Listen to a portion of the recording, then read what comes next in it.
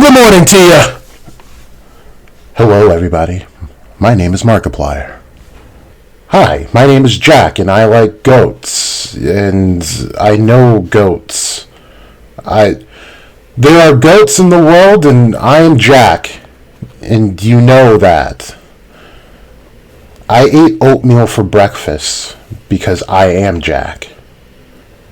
Goat milk and oatmeal makes the Jack know the things.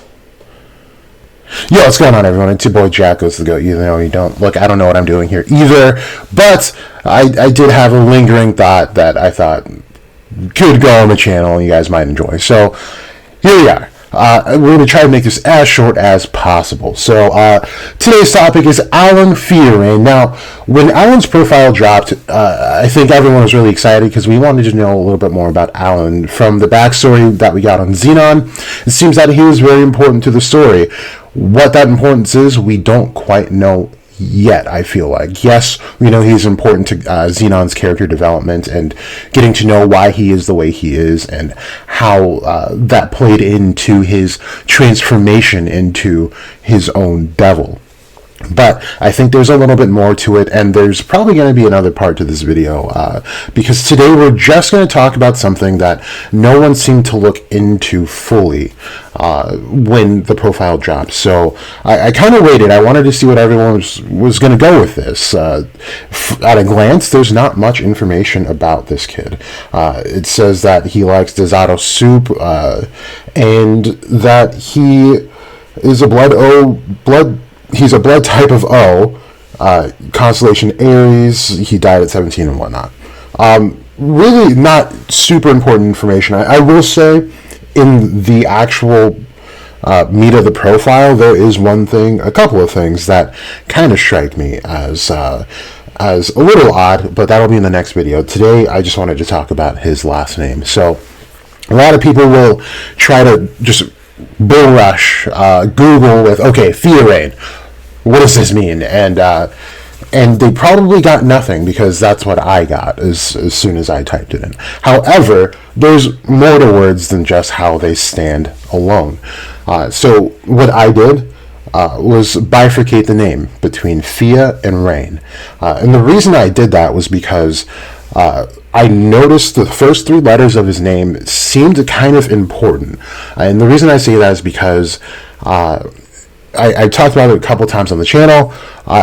In college, I took a Legends and Mythology course where we learned about all different types of civilizations and cultures, and how they believe they came into be, and the legends between the beginning of their civilization and the end, if there ever was an end. So what all cultures and civilizations throughout time have in common is that their supreme deity creates by way of fiat, which means he speaks it into existence. So when I saw Fia in his name, I thought that might have been important, so I looked it up. And you'll get multiple translations on what Fia means throughout different countries. But I like to stick to the Latin, French, and German definitions. And the reason not German, I'm sorry, Latin, French, and another nationality I can't think of right now, I'm sorry, Italian. Just because Dante, Xenon, and Vonica have names that derive in these areas. So, more so Latin.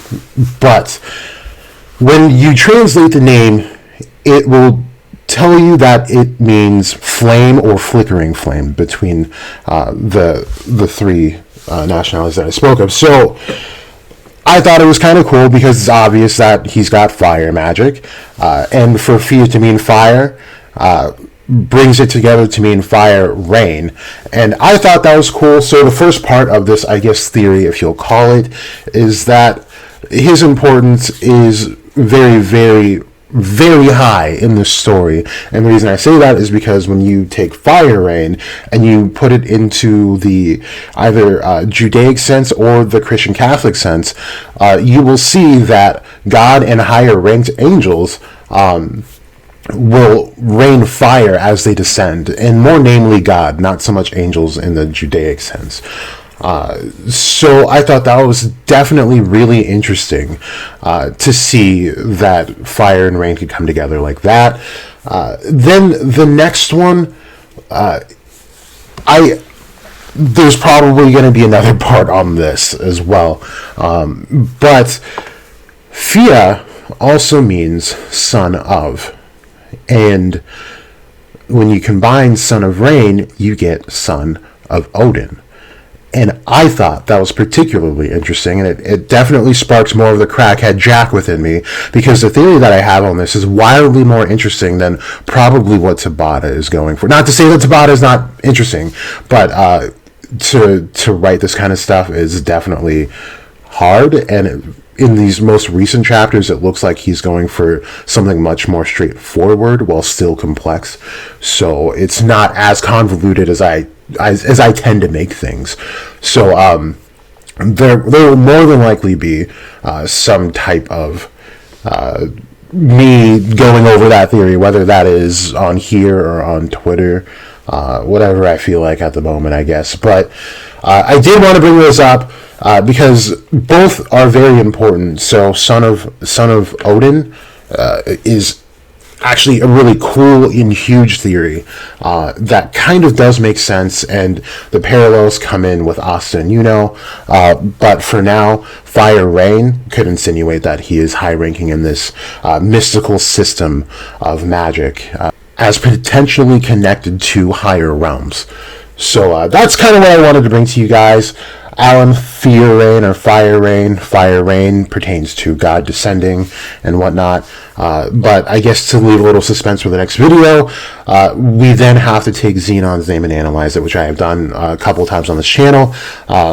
His siblings call him Zeno, which is interesting because no one else refers to him as Zeno. None of his disciples refer to him as that either, I don't think. Actually, I believe Garderoy does.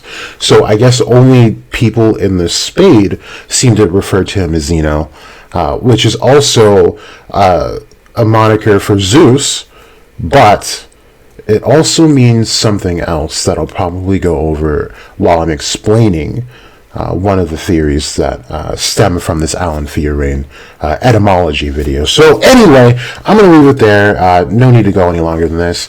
Hope you guys like it, all that stuff, and I might see you in the next video or probably on Twitter, whatnot. Thanks for tuning in.